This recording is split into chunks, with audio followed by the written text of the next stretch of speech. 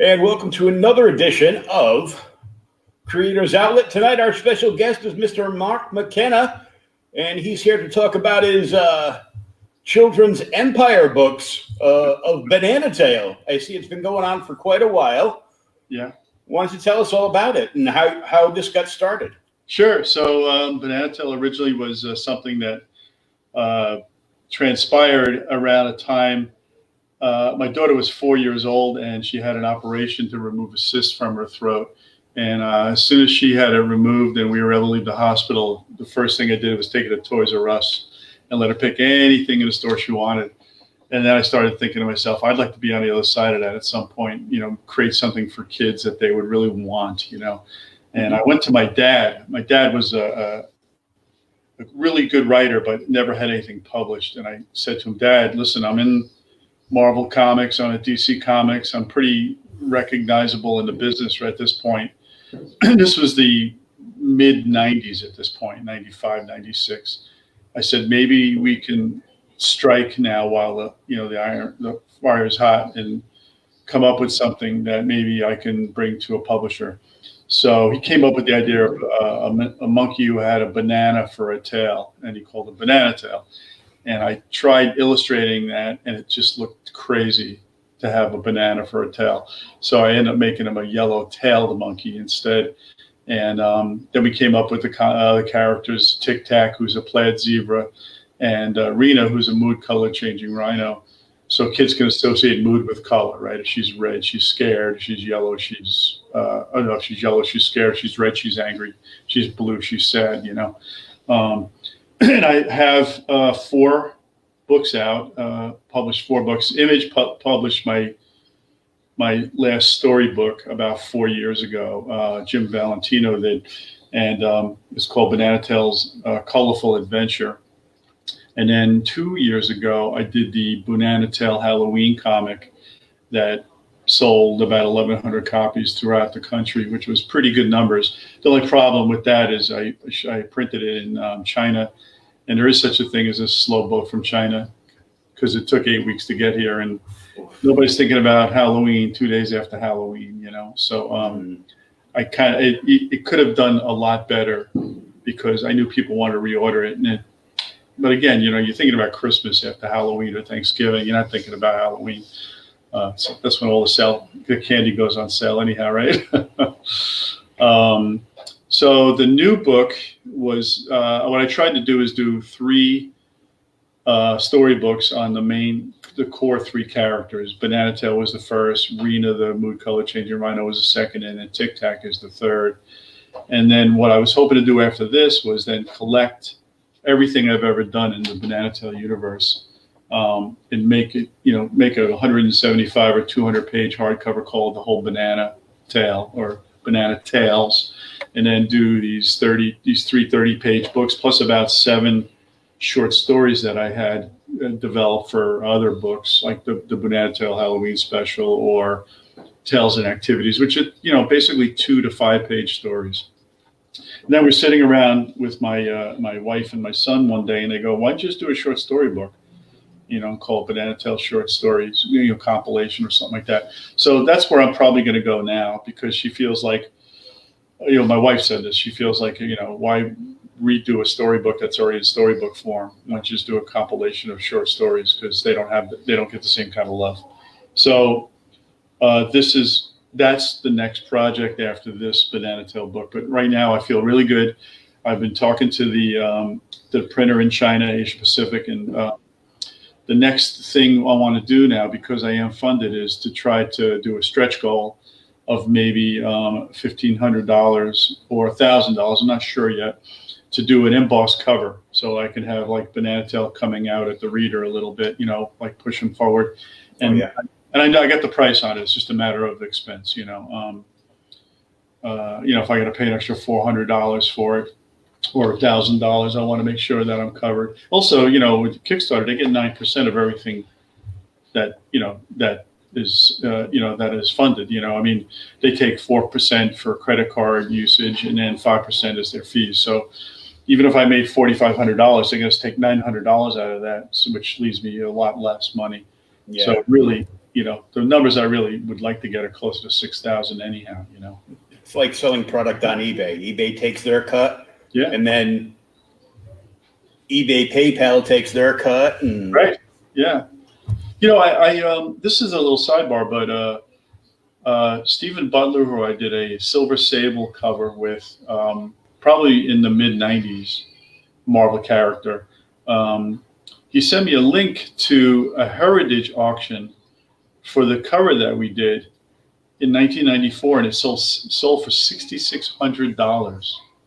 Now, I've never sold the most expensive cover I ever sold was a Wolverine cover for a little under $1,000, but $6,600 for a Silver Sable, it's just absurd, But my point there is that, like you said, that everybody's taking a cut. So how much is the seller actually getting out of that?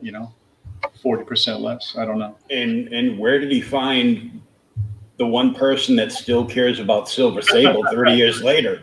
Yeah. All you need is two for a bidding war, but who knows? Yeah.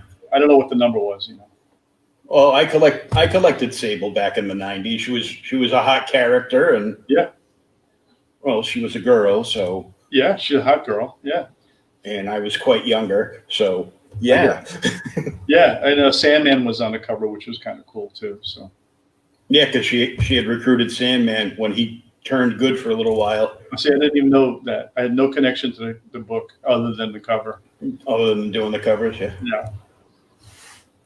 So this is great for us because one of our editors writes reviews every single Friday called Family Comic Friday for kid-friendly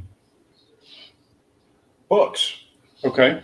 So I told him about this. So he was kind of excited to hear that he's the Kickstarter editor too. So awesome.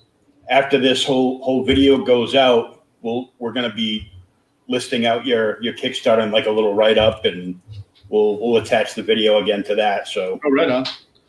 Thanks, Will. I appreciate that. Yeah, and will I meet him at some point or? He's not coming in. He's not coming into this tonight, but I'll make sure that he reaches out to you to. Yeah, I'd love to give him whatever he needs information wise to help him out with it.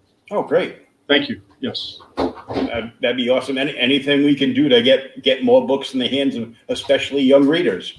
I think I'm onto something here. It's just a matter of I don't know. One of the stories I tell is that Golden Books. You remember Golden Books, right? Oh yeah, yeah. A pokey little puppy, Saggy Baggy Elephant was one.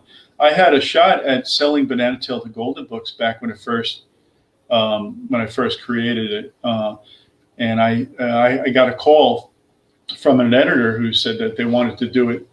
Either they had options. They wanted to either buy Banana Tail and Tic Tac from me and put it in one of their own books called A Saggy Baggy Elephant, which I was not familiar with, or the other one was to have a writer, established children's book writer, because I admit, listen, I didn't know what I was really doing. I was trying to be Dr. Seuss for a while, and write the book for me.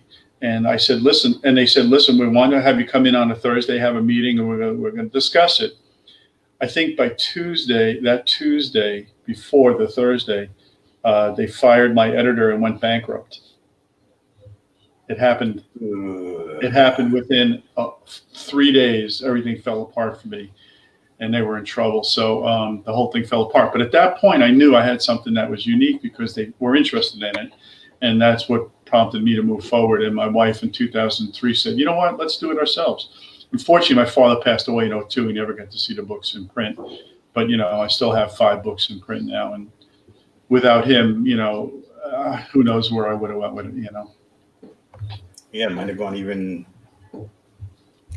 Yeah, could have gone anywhere because you would have had more creative juices flowing on the books too. Yeah, he was a nutty. My father. I loved his creative side. He wanted to call the island they lived on Oops and Ouch Island, and I said, "What the heck is that?" He said, "Well, he throws banana peels all over the island, and all the animals are slipping all over the island. Oops and ouch." I thought that was absurd, and then I went back a year later and said, "That's the name of the island." So the map on my Banana Tail website, I don't know if you got a chance to see it, but there's a map of the island they live on, and you can click on different parts of it and go to storybook, stories, short stories, banana recipes. Get familiar with the characters, coloring book pages, all this kind of stuff. So bananatail.com is the name of the site for that. Yeah, I've got it. We've got it listed on the right underneath on the show description is your art website. Thank you. The Kickstarter site and the Banana Tail site. Yes. I was poking around there. I'm like, is this the right one? So I kept going around till I found your name on it, and I go, oh, good. Yeah, I have about 4 different. I have a Combat Jack site. I do this horror book about alien pumpkins fighting space marines, and I did this as a collection. Combat Jacks. Okay, now that lithograph I saw on your art site makes sense now. Oh yeah. Yeah, I'm that Mark McKenna. In the book, I am everybody in the book paid to be in the book except Pretty Girls because I needed a little bit of that in there. But I made 4 options for Space Marines for $200. You can be in the book, but I get to kill you, and for another $100 if you want to live to the second issue. I was playing that game for a while with a couple of the guys. Oh, that's great. I would love to be killed in a book. I'm going to do another book. The next one I'm working on is Combat Jacks meets the Abominable Snowman. So at the end of the miniseries, the shard from the planet goes across the galaxy and ends up in the Himalayas, and the warmth of the shard creates a warm climate in that area, and they start to thrive. And there's a government facility at the base of the Himalaya. Who's to say they're not, right, Will? Mm-hmm. So I don't know. I know, yeah. And what they're doing is they're experimenting in the facility, and the Yeti is not actually an indigenous creature to the Himalayas. It's actually a government created, creature. And they kind of they go to track the the shard or whatever we want to call it, some piece of meteor chunk, and the Yeti basically goes and they kind of have them on a leash, and then they go off with the government team to find out what this was. And it's going to be a 48-page one shot. I'm going to do 4 chapters, 12 pages each.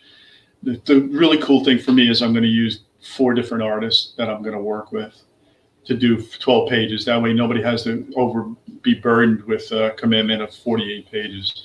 All the artists can get 12 pages, get in, get out. I'll try to give them a decent page rate based on, of course, Kickstarter, how much money I raise.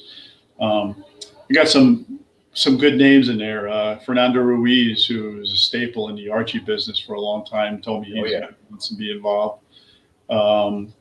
There's a couple of guys, a guy in Costa Rica, Franco Cespedes, who's wonderful. Dario Carrasco, who I did the North Star miniseries with in Marvel back in 94, 95. He wants to get in on it. I have a whole list of guys. I just have to decide. I just have to see if I have enough. If they can afford, I can afford them, first of all. Darryl Banks from Green Lantern. Bill Wiley, who was a Marvel guy that I worked with for some years ago. Romano Molinar, who's from Amsterdam. Mike Gustovich, who has been around for a long time. Big respect for him. John Hebert, who I did. He did some Punisher. Jason Brody, who was the guy who did the first book with. Jay DeFoy, Cesar Feliciano, Rob Guillory, Buzz Hassan, who does The Living Corpse. So I have a lot of guys. I just have to figure out who can do it and not insult anybody at the same time, right? And where it all falls together, yeah. That's the whole plan, yeah. So that sounds interesting. Let's take a look at your Kickstarter site. I just learned how to do this today. That's awesome. That's pretty techie. Yeah, like 5 minutes before I had Ryland Grant on. I figured it out. Did you have Alan Grant on? Ryland. Oh, okay. Alan Ryland. What do I know him? Banjax. Okay. And he did Banjax and Aberrant for Action Labs. Oh yeah, those guys are doing good stuff. Yeah, he's a screenwriter too. He's been working with like J.J. Abrams and Mike Gold and a whole bunch of other people. Oh, that's awesome. Yeah. So, excuse me. So see where I am right now with only 49 backers. So I average about 120 backers per for the 9 campaigns I did. I was averaging between 100 and 120. So with 49 backers, I looked at the average. That's an average of $91 per pledge, which is a phenomenal number. That's great. I never would spend $91 on somebody's stuff, but I've also backed 47 other projects. So I mean, I do help people out. So some of them apparently gave back. I do expect a lull, of course. After the first 3 or 4 days, you usually get a lull, and then, if you follow Kickstarters, the middle innings are always the tricky innings, and then at the end, the last 3 days, people throw money at you again. Yeah, so, they're just watching it to make sure it's going to get funded, and yeah. You also got people that wonder what you're going to do with the extra money. Like, all right, so you got funded and you made an extra $1,000. Where's that money going? And it's like, I'm still I'm not making money yet. What I needed really was to recoup my expense for coloring, which I didn't include, lettering, which I didn't include, penciling, which I didn't include, logo design. All that stuff is set almost $5,000 more, really, that would get me to zero. Yeah, which I won't ask for at this point, because I was afraid it was a number that was too much.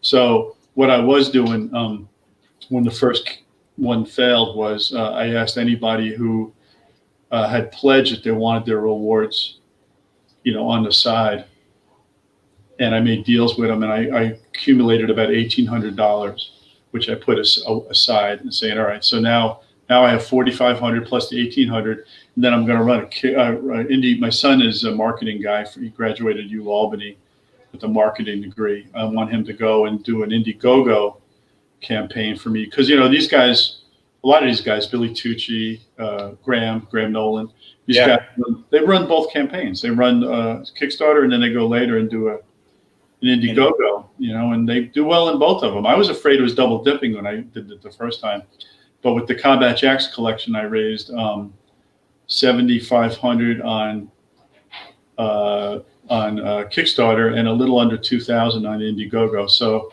I raised almost $9,500 to do the hardcover. That's pretty good. It wasn't bad. Yeah, I mean, part of me wants to make $100,000, but the other part of me is I don't want to ship 1,100 books. Yeah, you don't want to spend 6 months packing stuff to go to the post office. Yeah, I'm really happy with 120. I can do that in 2 months' time. But not the other. So yeah, so I had a friend put a fake cover on the book, but that's pretty much what the cover will look like. The other thing I did is I added Combat Jacks as a new pledge for $25. You get the Banana Tail book for your kid, and for the parent, they get the Combat Jacks hardcover. And I was eating shipping on that, because I still have about 16 cases of Combat Jacks in the garage. So I figured I could sell them and make a package deal and pick up shipping, and that would be a nice little coup for somebody too. Be a bonus, yeah. Yeah. Now see that portfolio there? There's all famous artists that worked on that. The one with Banana Tails on Tic Tac's back, that's Walt Simonson did that for me. Oh, nice. Yeah, and to the right of that is Greg Bell. Mm. Above that is Sean McManus, where the little girl's jumping in the water. To the top left is Jim Calafiore did that. Bottom right, Sarah. I'm forgetting her name. Ooh, I don't like that. And the left is Kristen Sora. So those are all part of the portfolio. And then below that image there, you'll see the Oh, Sarah Richard. If I had scrolled down, you could have seen the name. terrible Sarah Richard, who's wonderful. She's got such a great talent. That one. I've seen her work at shows. She sets up the acrylic ink, acrylic paint and water, and she just lets it go. This is the one that Walt did for me, and he even signed it. You go a little further up. I think you can see it. See, he signed it. I actually numbered it too. Oh yeah, I see it. So I made 100 autographed sets, where I actually went to all 6 artists' houses or sent them to them, and they all signed 100 of them for me, which was awesome. Those are previous book. That's the Bunatatel. I did the same interior, but I did 3 covers. Jim Calafiore did the top left, Sean on the top right, and then Charles Paul Wilson from Stuff of Legends did the one on the bottom right, which isn't a complete cover though.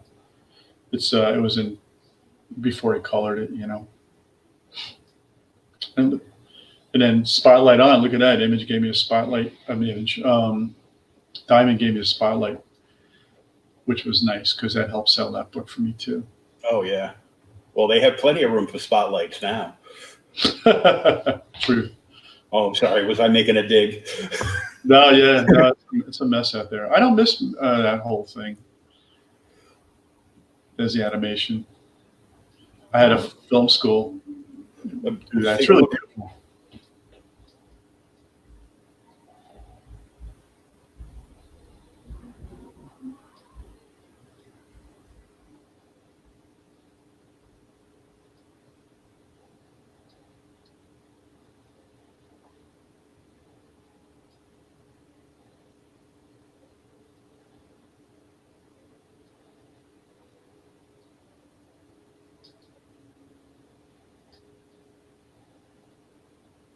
This is all from the first book. Really nice, right? Came out great. Yeah. Full Sail University down in Winter Park, Florida did that for me. The students and the teachers got involved and made a little pet project for themselves. Hand-colored Mega Man piece that I did. I added that to the Kickstarter. Nobody's pledged on it yet. I was like, I know that character for years. Yeah, I thought that would be a hot thing. Going to do a Sailor Moon piece too at some point. Now, some of these were included the first time around. Right, and they sold. That's why I threw X's on them. Victor Castro. But there's still plenty left. There's Victor Castro's is gone. Jason Baruti's is gone. Jay DeFoy, the guy reached out to me and said, can I get him to do a sketch cover for me? I said, so that's gone. Fernando Ruiz's is gone, but I have the X's on that. Bill Wiley's still available, and Joe St. Pierre is available, who is really wonderful too. Oh yeah. We did Venom together, and he's really good. Yeah, Joe did a variant cover for some friends of mine for the Talking Dead. The Talking Dead, yeah, that's nice. That Slave Layer is sold. That sold the first day, actually. And then I do commissions. I'll offer commissions, single character commissions for $150. Wonder Man. Yep, full size, 11 by 17s. Batman. Yeah, just giving examples, Vader.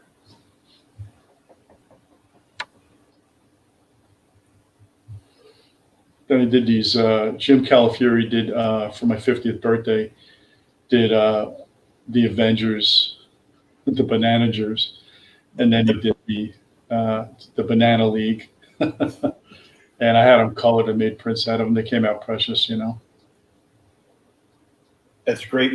Years ago, my LCS did a thing where they, because the owner's an artist too, and he drew up all of the Muppets, but drew them up as various members of the Justice League. That's awesome. He did like a coloring contest for all the kids. They would come into the store and gave away like a $50 gift certificate for the winner. Oh, cool. Fun for sure. I got a printer that's doing this 18 by 28 prints for me now, and he was doing flip prints. So the Jack and Sally is with the red rose on one side. If you flipped it, it had a black rose on the other side. So you could have a choice on which one you wanted to. Oh, double-sided. Very nice. Yeah, they were not expensive to do, but since the COVID happened, he's not able to go back to them yet. So it's going to be a while. I owe two guys prints because they already paid for them. It's just a matter of it happened, he paid, and I offer them their money back. They're like, we'll wait. Wait. We want them that bad. Yeah, that's nice though. This is the Image book I was telling you about. Oh yeah. The Colorful Adventure. Yeah. She's changing multiple colors. Yeah, she's sick. She's not feeling well. She sat on Bananatel's favorite shell, and she's afraid to tell him. So it's a little bit of a dilemma, like, what do I do? What's he do? Is he more concerned about his favorite shell or his friendship? It's a moral thing. I try not to beat the kids over the head with it, though. Activities book. Yeah, that's short stories and things to do. Tic-tac-toe, find a hidden word search, coloring book pages, and then 2 short stories in the front and 2 in the back of the book. And that does a $5 book, and those are some of the stories that'll go in the compilation when I do the whole bigger thing. Well, these are great nowadays because they're all stuck in. Yeah, I was selling them with crayons when I was doing them shows. Of course, I haven't done a show since the last week of February, which is killing me. But yeah, it's been pretty rough. Yeah, I mean, I'm gone 20 weekends of the year. I've been gone twice, and that was way back. The Halloween special. That's one of the 3 covers. So beautiful. That looks great. Sean McManus, man, he's a god. The guy, I want to get him to do a little mini portfolio of the characters, like do 3 different pieces. That's Calafury's piece. That's the most popular of the 3 covers because it's got the cartoony thing. It's not scary for the little ones. It's cartoony, but for the parents, it's like, cool, Dracula, the Mummy. Yeah, Bride of Frankenstein. Bride of Frankenstein. And that's the finished color piece that Paul Wilson did. Oh yeah, that's a little spooky. Yeah, it's got the creepy thing. There was one spider. Yeah, there's a spider. I try to make it cutesy, but somebody said they were terrified of mushrooms that came to life and were going to eat people. But I thought it was cartoony. But one guy said he was horrified by it. Well, you get the big spider here. You get the bat hanging down here. Yeah, and there's the mushroom down there. Yeah, the mushroom here, the big mushroom here. Some other ones. All the glowing eyes in the background. I think it looks great, but I'm 50 years old. I haven't been scared of Halloween or that thing. That's the original storybook that I did in 2003. I sold out in 3 months of 2,000 copies. It was a good run. Coffee mugs. Oh, can always use more coffee mugs. They're big ones. They're 14 ounces. They hold a lot. It's my niece. That's my goddaughter when she was that age. Now she's 22 and beautiful.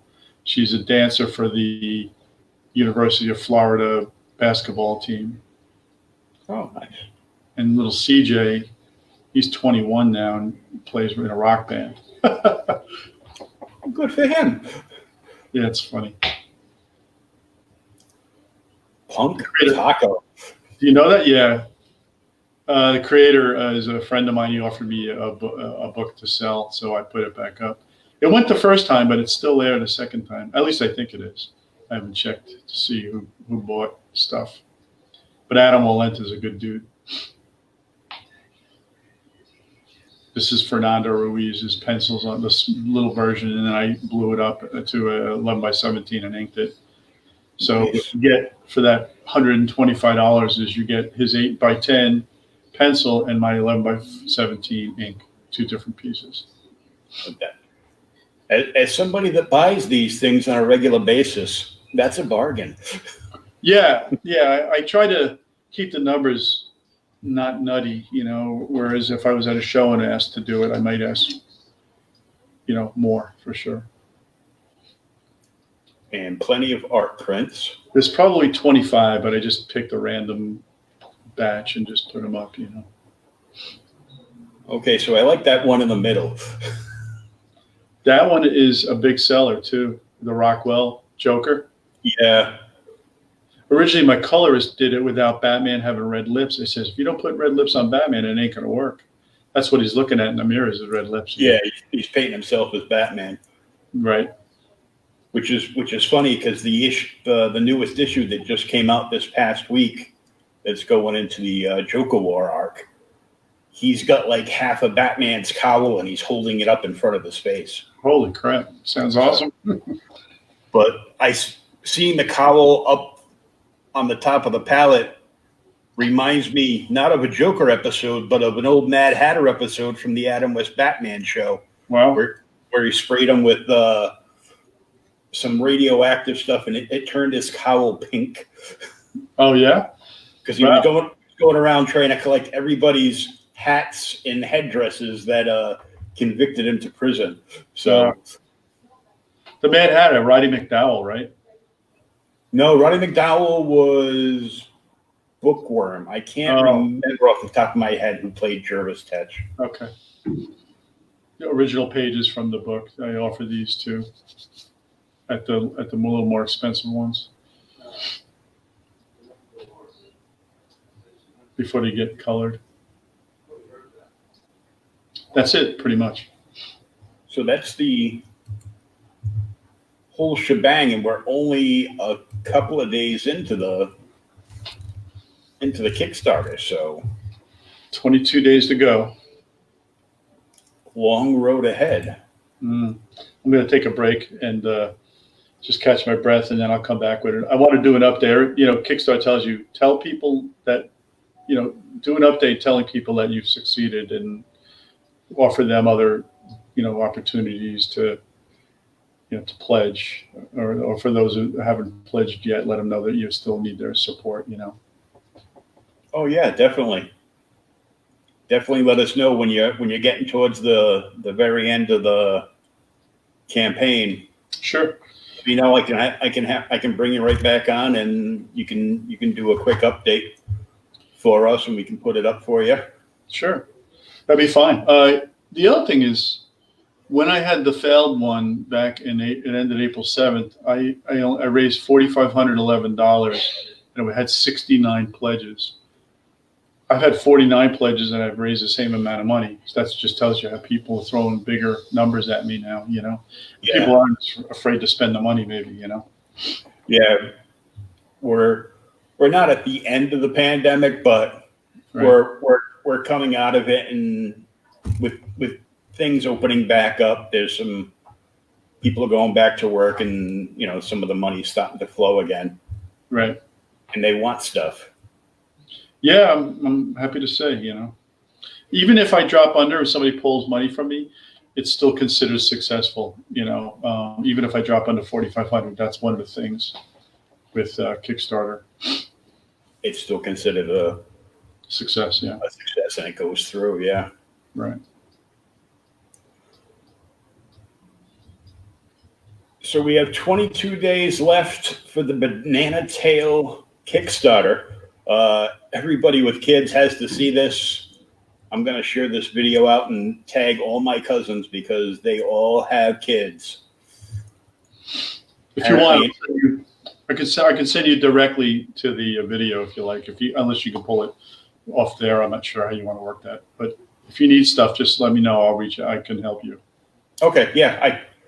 One of the guys, he's going to pull the video. He'll pull this video later on tonight off of this feed and code it down, and it'll end up on our YouTube page over the weekend, and it'll get pushed to our Twitter and Instagram probably tomorrow afternoon sometime. Okay. If you need, just let me know. I'll use it on all my social media outlets too. Okay, awesome. Well, it's been a pleasure speaking with you tonight. Thank you. And Thanks for having me. oh, you're welcome. And we wish you all the best of luck with Banana Tales and further Banana Tales, and the short story book sounds fun as well. Thanks, man. So we'll see you again, I'm sure. And congratulations on being funded right now. And hopefully people will take more advantage of some of the great bonus content you've offered up. Yeah, I hope so too. I think I still have some work to do, so I'll keep peppering it with new product too, and think about, other things for stretch goals. Maybe I can give somebody a free something else, other than the book. Maybe I can give them a Banana Tail comic for how many people. I mean, if I only have 70 pledges, I'm at 49 now. If I had over 70 pledges, I can do that. I have a couple cases here where I can give them free stuff, if I make the stretch goal. I just have to think it through, You can add a little bit of something here and there as it progresses on. Right. So thank you once again. Have a great night, and Cheers. we'll see you again soon. Okay. Thanks, Will. Thanks.